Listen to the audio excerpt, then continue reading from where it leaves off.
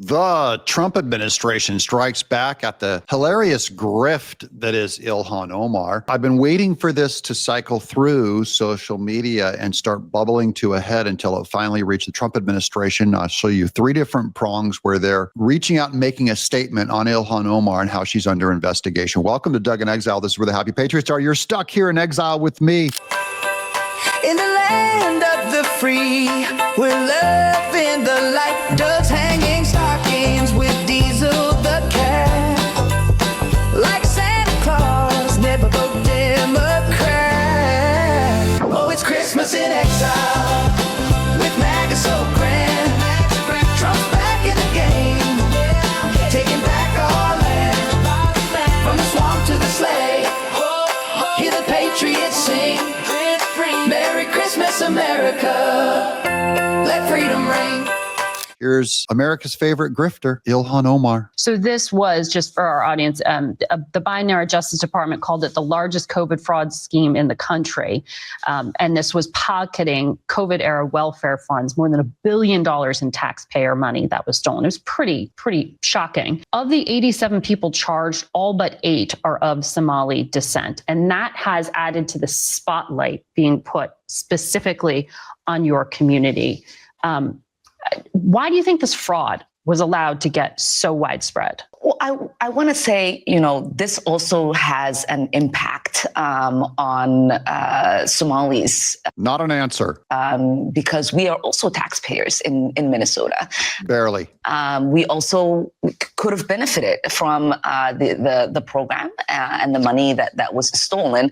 And so it's been really frustrating for people to not acknowledge the fact that we're also, as Minnesotans, as taxpayers, really upset and angry about the fraud that has occurred. No, I have seen no anger from your people. She's trying to be a victim and a perpetrator at the same time. So her lack of humility is going to be first strike against her. She's going, hey, we're mad too. No, you're not. Okay, I'm going to get to more Ilhan Omar. First, I want to show you what I did last night. Look, I'm wearing my incredibly tacky sweater, the Yo MTV Raps Run DMC Christmas sweater to put you in the mood.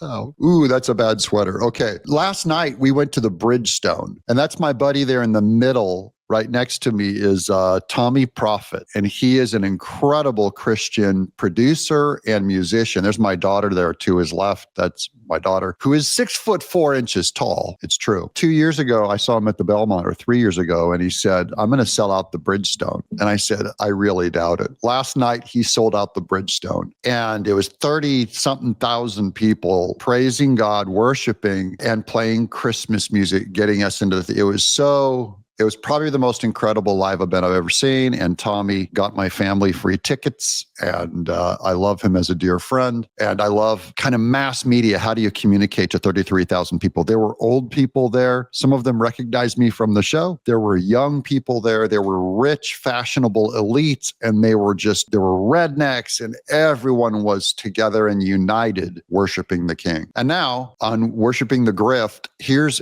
Caroline Leavitt. This is what I mean by the Trump administration is starting to address Ilhan Omar. So look at this. This is put out by Caroline Leavitt. So the official press secretary, the Somali welfare fraud scandal is even worse than you think. Now, I don't know about you, but I thought it was pretty bad. And now it's reaching, that was CBS News this weekend, interviewing Ilhan and giving her flack, giving her trouble. Here's Daily Wire. Worse than you think. The Somali-tied welfare fraud scheme in Minnesota is likely far worse than the American people think, involving complicit state government officials, Ilhan being one of them, and totaling far more stolen money than originally early estimates stated. According to Homeland Security Advisor Stephen Miller, billions of taxpayer dollars have been stolen from the state, and much of the welfare fraud has been tied to Somali migrants, as first reported by City Journal. And alarmingly, some of the stolen money was allegedly funneled to al-Shabaab terrorists. We believe the Somali fraud operation in Minnesota is the single greatest theft of taxpayer dollars through welfare fraud in American history. Miller told Fox News, we believe we've only scratched the very top of the surface to see how deep this goes. Now, this investigation is going to eventually flush out receipts, donations, and they're going to get a paper trail on Ilhan Omar, and then she will get charged. That's my thinking on it. That's what they're doing. They have to build the case, guys. It takes time. They got to do very careful work. Here's Scott Bessent, also on CBS News, after Ilhan Omar, giving a defense of the Trump administration, but also taking a shot at how deep the scandal is with Ilhan Omar. Here's Scott Bessent. The president told you, though, this week to look into Somalis who, quote, ripped off that state for billions of dollars.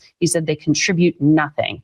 What exactly are you investigating? Well, Margaret, to be clear, the initial fraud that was discovered by the IRS, for which I'm the acting commissioner, is discovered by IRS Criminal Investigations Unit. This was not an endogenous thing that the state of Minnesota decided we had to go in and clean up the mess for them. And this is part of the continued cleanup.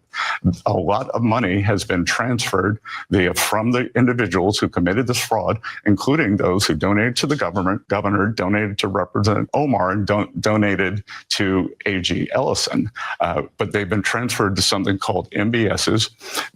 And those are Mortgage-backed security? What do you mean? Sorry? Transferred to what? These are money the Bureau services, and they are wire transfer organizations that are outside the regulated banking system. And intentionally hidden from our banking system. MBSs, guys, this is good news. Do you know why? They left so much government paperwork behind on this fraud, done out in the open, and no one checked them in the Biden administration. Did not care. The IRS started looking, and then, of course, they dropped the narrative when they find out that it was all Democrats doing all the switching. And then they just picked up the threads and started running it, going like, this is an official government fraud funding terrorism. And that money has gone overseas, and we are tracking that both to the Middle East and to Somalia to see what the uses of that have been. Okay, but you have no evidence of that money being used to fuel terrorism at this point, which is what some conservative writers are alleging. That's why it's an investigation. We started it last week. We'll see where it goes. But it's only been a week, CBS. What do you think they did with the money?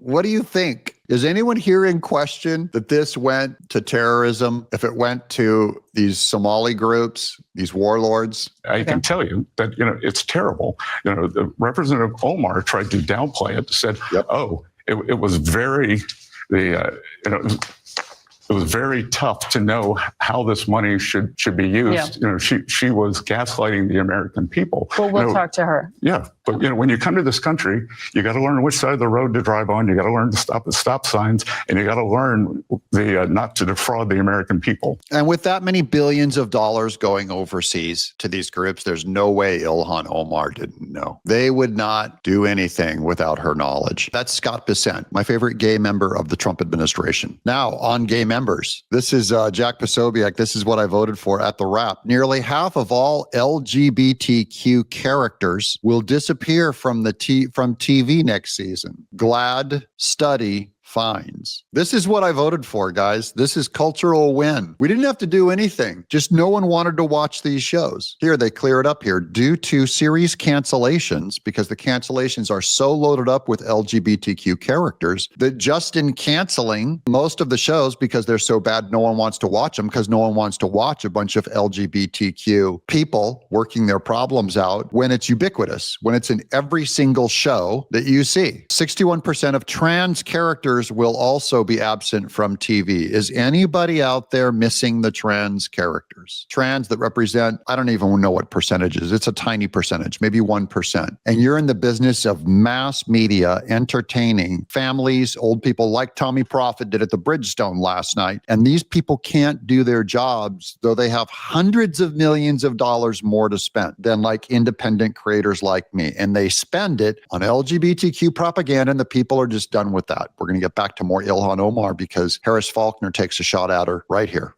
Well, now investigators are tracking the web of fraud to other Minnesota Democrats, such as Congresswoman Ilhan Omar. Many of the suspects linked to the scheme live in her district.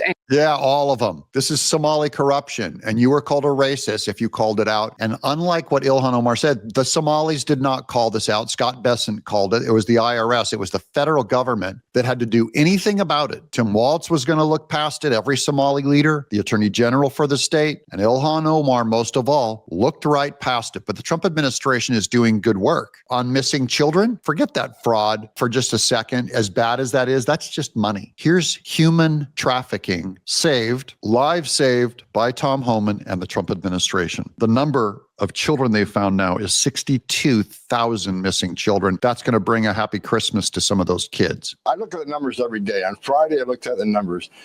There's over 62,000 children found by the Trump administration. Children that weren't even being looked for under the Biden administration.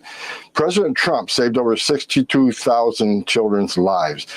Some of these children were in sex trafficking, we found them. Some were in forced labor. Some were being mistreated.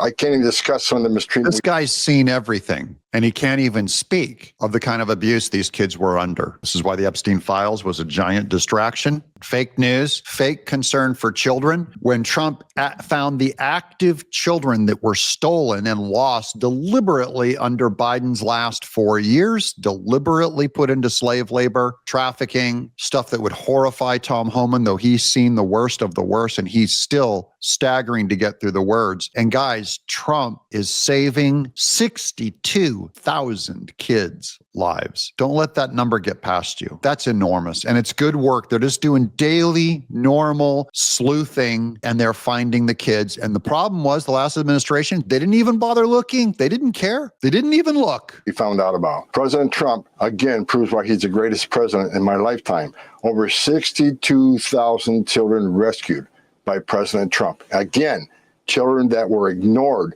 and weren't being looked for under President Biden. Tell that to your liberal friends that keep going, but Trump's not good for kids. Kids are going to learn bad words from President Trump. He saved people's lives. You people don't care. I care about people, especially the children, especially at Christmas. What a Christmas present. Trump is like Santa Claus and the finger of God all rolled up into one man. And that's the good news we're going to end on here. Wait, there's a little more good news. Let me give you another Scott Bessent to end on, just to show you how positive and confident and effective the Trump administration is. The Biden administration created the worst inflation in 50 years, and maybe for working Americans, the worst inflation of all time. And we have pulled that number down. Guys, inflation. Gas is under $2 a gallon. I saw on a Buc-ee's. It was $1.98. Beloved Miss Tenaple can find places in Franklin that where it's around $2. Just over $2. That's dragging that inflation number down. And the Democrats released Trump's inflation numbers being 2.8%, which is not great, but it's not as bad as Biden for most of the Biden administration. And it would have been worse under him. That Strategas Research does something called the Common Man Index. Under Biden, the accumulated inflation number, as measured by CPI, was about 20%. Their index showed 35. This year, for the first time, the Common Man Index is below the inflation index because the basket of goods for working Americans, food, gasoline, rent is coming down. So I wrote an essay March 12th, 2024, and it talked about the 3 I's. Immigration, interest rates, and inflation. Mass unfettered immigration, depressed wages, cause housing prices to go up. President has closed the border. That is fixed. Interest rates have come down. The bond market just had the best year since 2020. And now we are working on inflation, and I expect inflation to roll down strongly next year. Yeah, he's only been right so far. Are you guys confident the Trump administration is going to continue to save this republic? And Democrat grifters like Ilhan Omar, she's so small. It's so normal. They're so criminal. I don't even care. I'm not as obsessed with the arrests, guys. I get it. Arrests take time. They've only been on this for a week, Scott Bessent said. It takes time. I'm not going to throw this this administration under the bus and start throwing shade at them just because there's not an arrest this week, because they're arresting child traffickers every week. And that alone gives me great praise, great happiness, great confidence. I'm totally grateful for the incredibly effective job that the Trump administration is doing, better than any other administration. If you're not thankful and happy, you don't understand. But now that you've watched this show, I hope you've subscribed, because I'm going to help you understand why these are the good times. And one day we'll look back on these days and possibly go, I wasn't thankful enough. I'm Doug in Exile. More shows to come.